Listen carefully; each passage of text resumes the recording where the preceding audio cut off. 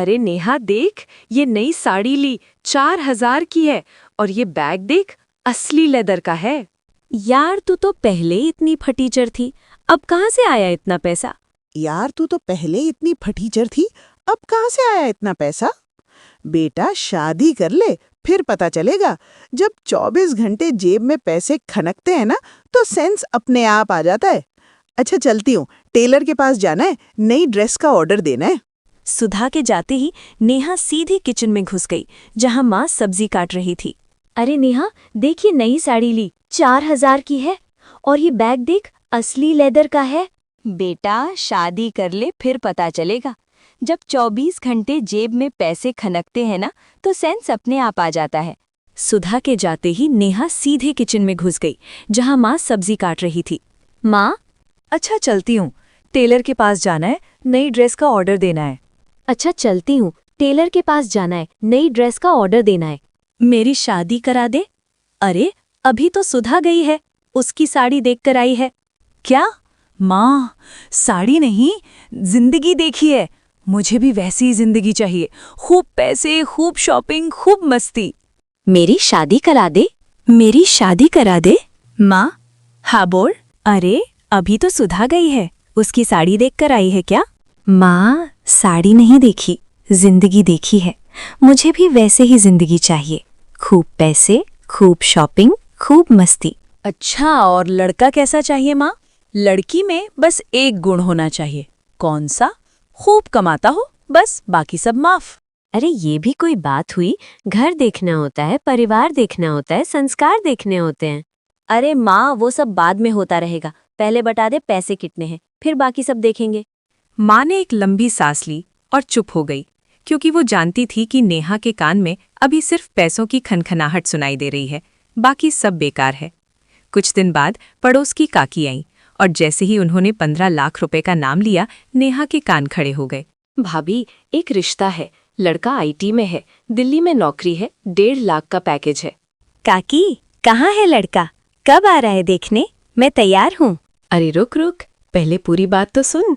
लड़का माँ का बड़ा लाडला है, घर का सारा हिसाब किताब सासू जी खुद रखती हैं, बहू को बस किचन का बजट देती हैं। काकी, किचन का बजट मतलब ये कि सब्जी, दाल, चावल, तेल, मसाला, इसके पैसे मिलेंगे। बाकी शॉपिंग मॉपिंग वो सासू माँ देखती है। देख नेहा, मैंने पहले ही कहा था, घर परिवार देखना होता है। अरे माँ, तू चुप रहना। काकी, 1.5 लाख में से किचन का बजट कितना होगा? यही कोई 10-12 हजार। नेहा मन ही मन हिसाब लगाने लगी। 10,000 में से 5,000 बचा लूंगी, सब्जी थोड़ी सस्ती लूंगी, दाल में पानी थोड़ा ज्यादा डालूंगी, तेल का हिसाब अपना रखूंगी, जुगाड़ हो जाएगा। काकी बुला लो लड़के वालों को, मुझे मंजूर है। अरे पहले देख तो ले। माँ, 1 लाख देख लिया, लड़का बाद में देख लूंगी। और फिर वो दिन आया जब अखिलेश की माँ और राहुल घर आए। अखिलेश देखने में ठीक था, सीधा साधा, शांत, और पूरी बातचीत में बस एक ही काम कर रहा था। अपनी माँ की तरफ देखना। बेटा नेहा, खाना बनाना आता है? हाँ जी, आता है। कौन कौन सी सब्जी बना दियो? जी, आलू, गोभी, पालक, दाल सब बनाती हूँ। शाबाश। और बेटा एक बात बताऊं, हमारे घर में सब मिलकर रहते हैं। पैसों का हिसाब मैं खुद रखती हूँ, बहू को किचन संभालनी होती है, बाकी सब मैं देखती हूँ। कोई दिक्कत तो नहीं है ना? नहीं नहीं जी, बिल्कुल नहीं, घर तो सास ही संभालती है ना। नेहा जी, आपको सच में कोई दिक्कत नहीं है? नेहा ने अखिलेश की तरफ देखा, फिर उसकी माँ की तरफ देखा, फिर मन में सोचा, 1.5 लाख रुपए कमाने वाला घर है, किचन का बजट है, और मेरी अकल है। दाल में पानी मैं डालूंगी, पैसे अपनी जेब में जाएंगे, जुगाड़ हो जाएगा। नहीं अखिलेश जी, कोई दिक्कत नहीं है। हाँ है मेरी, और बस नेहा ने हाँ कर दी। बेटा बैठ, तुझसे कुछ बात करनी है। जी मां जी, बोलो। जी माँ जी, बोलो। जी मां जी, बोलो। जी माँ जी, बोलो। देख बेटा, ये घर मैंने बड़ी मेहनत से बनाया है, एक एक पैसा जोड़ा है। तू सोचती होगी कि राहुल 1.5 लाख कमाता है तो खूब उड़ाएंगे, लेकिन बेटा पैसा उड़ाने से नहीं, बचाने से बड़ा होता है। जी माँ जी, समझी। शाबाश, अब जा कपड़े बदल ले और किचन देख, कल से तू ही खाना बनाएगी। सास के जाते ही नेहा वहीं बेड पर बैठ गई। आंखों के सामने वो सारे सपने एक एक करके टूटते दिखे। वो शॉपिंग मॉल, वो लेदर बैग, वो 4000 की साड़ी, वो टेलर वाली ड्रेस, सब धुंध में खो गए। और बदले में मिला क्या? मुरझाई सब्जी, पतली दाल और आधी चीनी वाली चाय। नेहा ने एक लंबी सांस ली और बुदबुदाई, 10,000 में 10,000 का काम करूंगी और बाकी का जुगाड़ खुद करूंगी। सपने टूटे जरूर थे, लेकिन नेहा के दिमाग की मशीन चलने लगी थी। 1 महीना बीत गया। नेहा रोज सुबह उठती, किचन संभालती, सब्जी काटती, दाल चढ़ाती और शाम को आईने के सामने खड़ी होकर अपना मुरझाया चेहरा देखती रहती। एक दिन उसने हिम्मत करके अखिलेश से बात की। सुनो, पार्लर जाना है, थ्रेडिंग करवानी है, फेशियल भी बहुत दिन से नहीं हुआ, चेहरा ना एकदम बेजान लग रहा है। तो जाओ ना, पैसे चाहिए ना?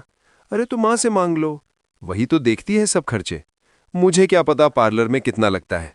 नेहा का दिल थक से हुआ, लेकिन चेहरे पर मुस्कान लाई और सीधे शकुंतला देवी के कमरे में गई।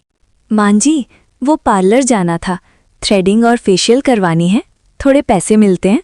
सास ने ऊपर से नीचे तक देखा। पार्लर? जी माँ जी, ठीक है।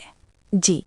नेहा वापस किचन में आ गई, चूल्हे पर दाल चढ़ाई, कड़छी चलाने लगी और मन ही मन सोचती रही, सुधा आज पार्लर में बैठी होगी और मैं यहाँ बेसन घोल रही हूँ। नेहा का मन भारी था। उस दिन शाम को उसने सुधा को फोन लगाया। यार सुधा मर गई ने तो। क्या हुआ? सब ठीक तो है? क्या हुआ? सब ठीक तो है? अरे क्या ठीक होगा, पार्लर के पैसे मांगे तो पति ने सास के पास भेज दिया। सास ने बेसन और आलू का नुस्खा थमा दिया। यार मेरे सपने तो किचन के धुएं में उड़ गए। सुधा हंसने लगी। अरे पागली, रो मत, सुन मेरी बात। क्या बात यार, अब क्या होगा? यार लेकिन खाने का क्या होगा? अरे खाना तो बनेगा ना, बस थोड़ा दिमाग लगाना होगा। मैं भी यही करती हूँ। मेरी पिछले महीने की साड़ी किचन के बजट से ही आई थी। सच में, बिल्कुल सच। अब पता करेगी कि नहीं? नेहा के चेहरे पर पहली बार शादी के बाद एक असली मुस्कान आई। उसने कड़छी उठाई और मन में ठान लिया कि कल से किचन का मोर्चा उसका होगा और उस मोर्चे से ही उसके सपने निकलेंगे। अगली सुबह नेहा ने नाश्ता बनाया, चाय बनाई और सास के सामने बड़े अदब से बैठ गई। माँ जी, एक बात कहनी थी। किचन का बजट अगर आप मुझे दे दें तो मैं पूरा हिसाब रखूंगी, आपको कोई तकलीफ नहीं होगी। सास ने एक नज़र नेहा को देखा, फिर 10,000 रुपए निकाले और हाथ में रख दिए।